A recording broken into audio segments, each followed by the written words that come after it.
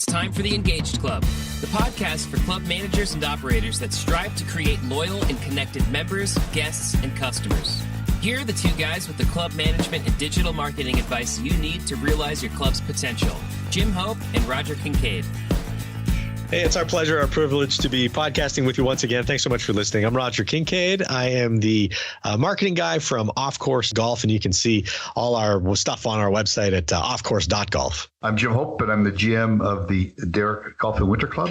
Mr. Roger Kincaid, what interesting topic do you want to talk about today? Branding. Jim, branding is something that we talked about several episodes ago now, and I really firmly believe that you got to spend a lot of time as a club manager in particular, thinking about your brand and thinking about what that brand experience means to your members, or, you know, if you've got a lot of daily fee golfers at your club too, what it means to them when they think about your club, how it feels to them to play golf at your club or to be, at your club, and what happens, how they feel and how they talk about you when they leave your club. So I wanted to focus a bit more on that today.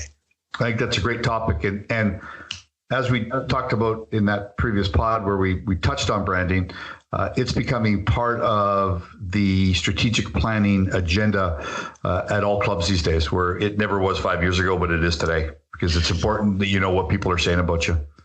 In the past, when we've talked about this, and, certainly when I get to talk about this in front of a group, I talk about Starbucks, right? And how, Starbucks has that white cup, and they put a lot of thought into that iconic cup, and portraying the types of people who go to Starbucks, drink at Starbucks, carry that Starbucks cup around, and none of it is left to chance, right? It's all like very thoughtful, very methodical. And that brand says a lot about the people that associate themselves with it. And how do you go about cultivating a brand like this? And, often it just sort of starts out with the little things. So think about it from Starbucks' perspective. That's a huge, worldwide global company now, but it really started out with how they decorate their coffee shop and how their coffee is going to be a little bit different than the stuff that you're getting at the donut shop. What their cup looks like. The tables are made of wood. They don't have a Formica top on them. That's all the sort of the little stuff that goes into how their brand resonates with the people that are going to show up there. And, they build these stores that are going to attract people who are going to open up a MacBook and who are going to work on their novel or work on their startup company. These, these 25 to 39-year-olds who are going to wear a scarf in the spring and the fall time and, a jaunty cap. There's just so much in their methodology that goes into attracting the type of people that are going to resonate with the brand that they're creating, right? Yeah. And what's interesting is it reminds me a lot of the podcast we just had with John Fisher when he talked about the art of hospitality. And he talked about putting an event on. Everything had a purpose. And when he put on that extraordinary event that created, this wonderful experience for the members where he just had people bumping into people, that was very intentional. And he left nothing to chance. Like Starbucks designing that store didn't leave anything to chance. Everything in that store has a purpose. And the creation of brand is that, I think what you're saying is that it all has to have a purpose. Exactly. Everything from where do they get the coffee right down to writing people's names on the side of the cup with a Sharpie. Another small thing is a cookie, right? A chocolate chip cookie is a very small thing, but to DoubleTree Inns, it is not at all. To that hotel chain, the cookie is an enormous part of their branding. So here's the statement that I want to impart right away. When we talk about branding, I want you to think about it as what people say about you when you're out of the room. Just like leadership, right?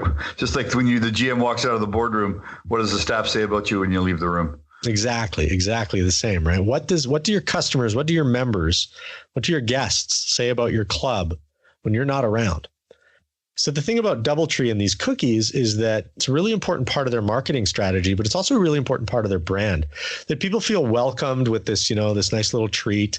They get to eat a cookie while they're having their check-in process, which makes it a lot more pleasant, a lot more pleasurable, surely, for anyone who's ever checked into a hotel after, a long flight or something to that effect. And they're going to talk about it when, they're talking about, how was your trip? Oh, it was great. I checked in this hotel. I'd never been to a DoubleTree before, but I get a cookie.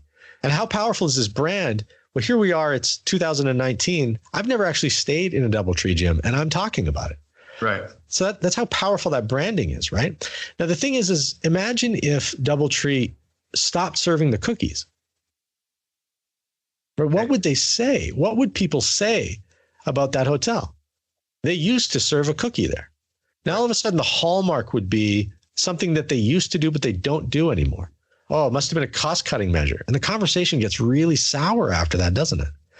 You know, I heard of a club recently that had just a little favor that they do for their members and guests, like a candy dish, basically, in the locker room, right? This is just a small thing. It's not going to be something that defines the golf experience or anything like that. But I'll tell you something.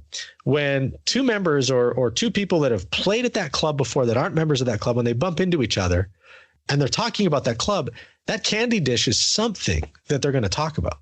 So if that club gets rid of the candy dish, then it's this negative aspect to the brand. So if you're going to remove something from your brand, then you've got to replace it with something equal or better in order to continue to control that conversation. But if you're going to take something away, you got to realize that you're taking something away from how people remember you and how people are going to talk about you. Branding is what people say about you when you're not in the room. And what's interesting with that example you gave is, so what's the ROI on the candy dish? What's the ROI on the cookie that DoubleTree hands out? I'm not sure you can do one, right? I'm not sure you can quantify that handing out cookies gets us this many room nights or this many more people on the first tee.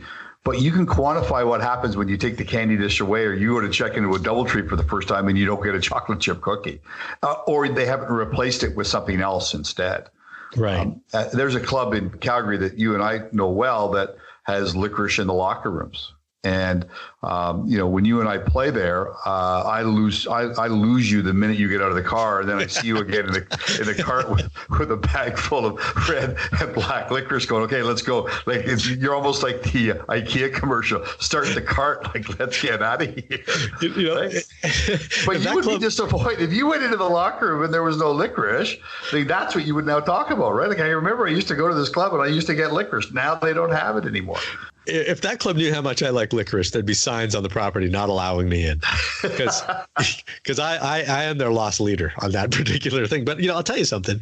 You would hear about it for the whole front nine. You used to like this place better when they had the licorice. And that would mean a lot to me because, funny, it's true. I go into this clubhouse and I fill my pocket with the licorice in the men's locker room because I love licorice that much. And damn it, they put a big jar of them out there. It's irresistible to me. But you know what, Jim, that's a great example of it, right? What do I say about that club? They got licorice in the locker room. There's 100 things to say about that club. It might be one of the best food and beverage programs in all of the culinary aspects of this city, like restaurant, club combined. It might be one of the best food programs in the entire town. I talk about the licorice. And right. So here's the challenge then. If you're thinking about what is the brand of your club, are you thinking, wow, great golf course? Okay, well, guess what? That's a bit subjective, and everybody's got a great golf course. There's so many different ways that we think about our brand, but what we really want to do is push the boundaries. We want to push the outside of the envelope, and we want to give people something that really stands out. Chocolate chip cookie at check-in, licorice in the locker room, right? A car rental company that'll come and pick you up. We want to give people something that goes beyond the table stakes of what it means to operate a club, something that they're going to talk to their friends about afterwards. Now, I don't know what that is. I know that at Mountain View Golf Club in La Quinta, California, there's a guy that drives around in a cart and offers you a fresh, crisp apple or a banana.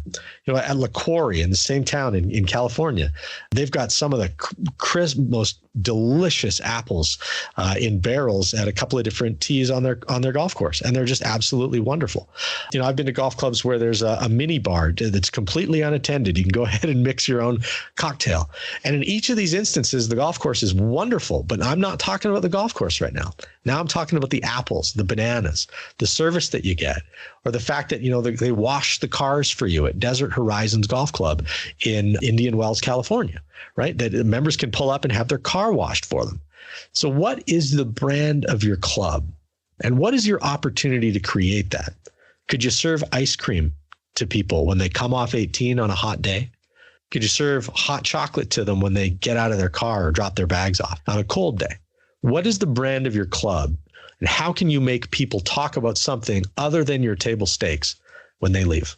And, you don't have to do it consistently in a sense that, you don't have to just always just have licorice in the locker rooms or the apples on the tee. I mean, one of the things we're talking about at our club for this year is we're calling it random acts of kindness, where we're going to be sporadic with what we do so that there is no expectation that it happens every Tuesday afternoon or every Friday afternoon, but it happens. And what we're hoping that members are going to do is just talk about the fact that this happens. And they may recognize it hasn't happened to them in 3 weeks. It hasn't happened to a month. But when it did, it was such a neat little thing that happened. It was such a surprise that it happened. It was impactful because maybe they had a guest with them. And the guest is still talking about the fact that when they were at the club, this happened.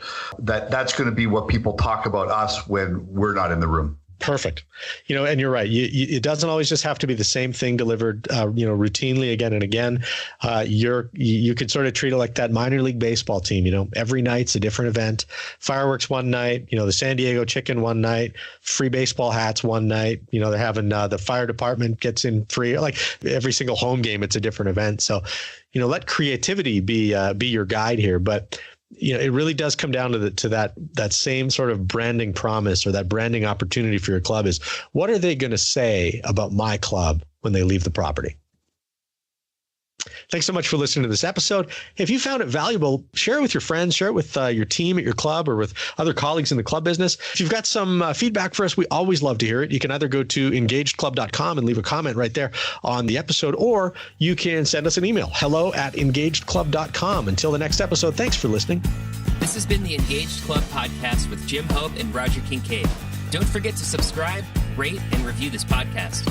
If you like what you heard, share it with your fellow club managers and operators. Until next time, thanks for listening.